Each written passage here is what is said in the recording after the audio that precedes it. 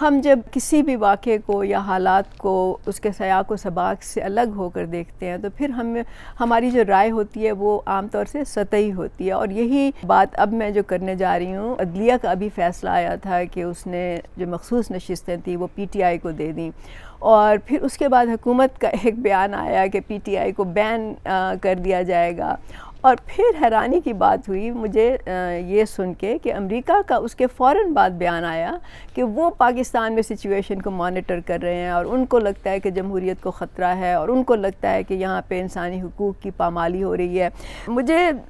یہ سن کے اور دیکھ کے ہنسی بھی آئی، حیرانی بھی آئی کہ اور آپ کے ذہن میں یہ سوال نہیں آیا کہ امریکہ جو کہ نہ صرف پاکستان میں بلکہ پوری دنیا میں آمروں کی پشت پناہی کرتا رہا ہے، بہت سے ممالک میں اس نے جمہوری حکومتوں کو ختم کر کے گرا کے آمروں کو مسلط کیا ہے، تو جب عمران خان کی بات آئی تو اس کو کیوں اتنی عمران خان سے ہمدردی پیدا ہو گئی؟ کیوں اس نے فوراً کوئی لمحہ بھی ضائع کیے بغیر ایک بیان اس طرح کا دے دیا؟ تو اس سے آپ کے ذہن میں یہ سوال نہیں پیدا ہوتا کہ عمران خان اور امریکہ کے درمیان کیا رشتہ ہے، ان کا کیا تعلق ہے آپس میں، جس کی وجہ سے امریکہ اور اس کے کانگریس مین اور وہاں کے جو نمائندے ہیں جو بھی ہیں وہ خان کے حق میں بیانات دے رہے ہیں؟ کیوں اس وقت امریکہ جو ہے وہ عمران خان کے ساتھ کھڑا ہے؟ تو یہ بات بھی ٹھیک ہے کہ امریکہ بہت طاقتور ملک ہے، نہ صرف کہ وہ فوجی لحاظ سے طاقتور ہے بلکہ معاشی لحاظ سے بھی بہت طاقتور ہے، اور اسی امریکہ نے بہت سے ملکوں کی معاشی ناکہ بندی کر کے ان کو گھٹنے ٹیکنے پر مجبور کر دیا۔ اسی امریکہ نے بہت سے ملکوں کے خلاف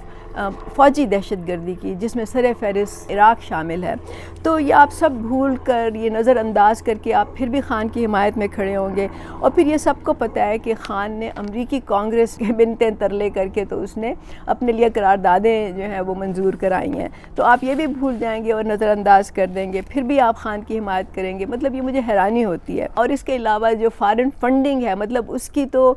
ثبوت موجود ہیں، اس کی تو ارشد شریف کی ویڈیو ہے جس میں اس نے باقاعدہ دکھایا ہے کہ خان کو کہاں کہاں سے غیر ملکیوں نے جو ہے وہ فنڈ کیا ہے۔ ساری باتیں آپ نظر انداز کر دیں گے، یا آپ کو معلوم نہیں ہے، یا آپ اتنے معصوم ہیں، تو یہ مجھے حیرانی ہوتی ہے۔ تو اب بات ملک کی سلامتی تک پہنچ چکی ہے، اور اس میں کسی کو بھی رعایت دینا جو ہے وہ ملک دشمنی کے برابر ہوگا۔ اس وقت جو عدلیہ کا کردار ہے اس پر بھی ایک سوالیہ نشان بنتا ہے، اور وہ ہر ایک کے سامنے ہے۔ مطلب اگر آپ میں تھوڑی سی بھی کچھ سمجھ ہے تو آپ کو صاف معلوم ہوگا کہ عدلیہ اس وقت کس قسم کا رول ادا کر رہی ہے، کس قسم کے جانبدارانہ فیصلے کر رہی ہے، کس قسم کے سیاسی فیصلے کر رہی ہے۔ تو ہم بھی چاہتے ہیں کہ پاکستان میں ادارے جو ہیں وہ اپنی اپنی آئینی حدود میں رہ کر کام کریں، لیکن اس طرح کے حالات تو پیدا کیے جائیں نا، اور وہ حالات پیدا کرنا، اس طرح کی انوائرمنٹ بنانا کہ فوج یا باقی ادارے، ایون عدلیہ بھی، وہ اپنے حدود میں کام کریں۔ یہ سیاست دانوں کا کام ہوتا ہے، سیاست دانوں کی یہ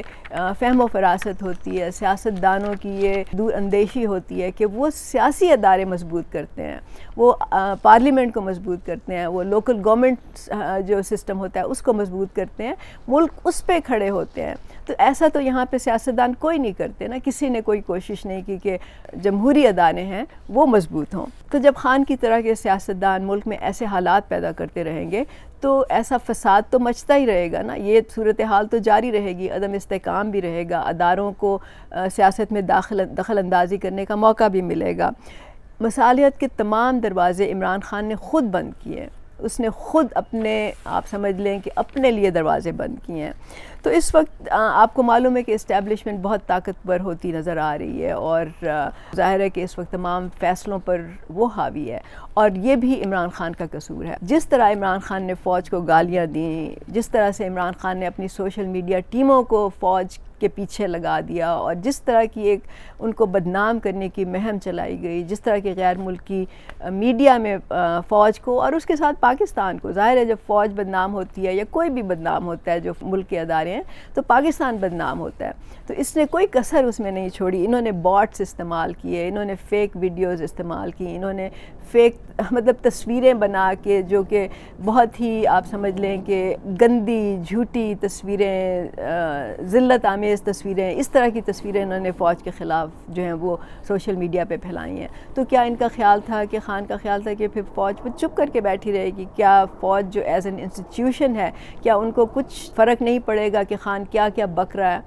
تو بات یہ ہے کہ خان کو بالکل پتہ تھا اس کو معلوم تھا کہ جب وہ یہ کرے گا تو فوج کی طرف سے رد عمل آئے گا، لیکن عمران خان کو اپنے جو اس کے غیر ملکی سہولت کار ہیں، جو غیر ملکی اس کے سپورٹرز ہیں، جو غیر ملکی قوتیں ہیں جس کے بلبوتے پہ وہ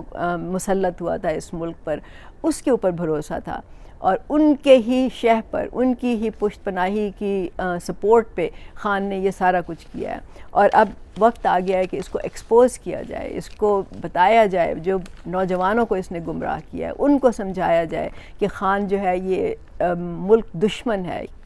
خان نے جتنا نقصان اس ملک کو پہنچایا ہے وہ پچھلے میرا خیال ہے کہ کسی نے نہیں پہنچایا۔ تو آپ جتنا مرضی اس وقت سوشل میڈیا ٹیمیں جو ہیں وہ اس کی گالیاں دے دیں، جتنا مرضی آپ باٹس استعمال کر لیں، جتنا مرضی فیک نیوز پھیلا لیں، خان اس وقت جیل میں ہی ہے، جیل میں ہی رہے گا۔ ابھی تک تو اس کے کوئی مجھے آثار نہیں نظر آ رہے کہ اس کے ساتھ کوئی رعایت برتی جائے گی، چاہے باہر کے کتنے بھی ممالک جو ہیں وہ اس کی حمایت میں بولیں، لیکن خان کو جو ہے اس وقت کوئی ریلیف نہیں ملے گا۔ تو یہ تاریخ کا فیصلہ ہوگا کہ جو لوگ اس وقت عمران خان کے ساتھ کھڑے ہیں وہ ملک دشمنی کر رہے ہیں، اور وہ تاریخ کے غلط سائڈ پہ کھڑے ہیں۔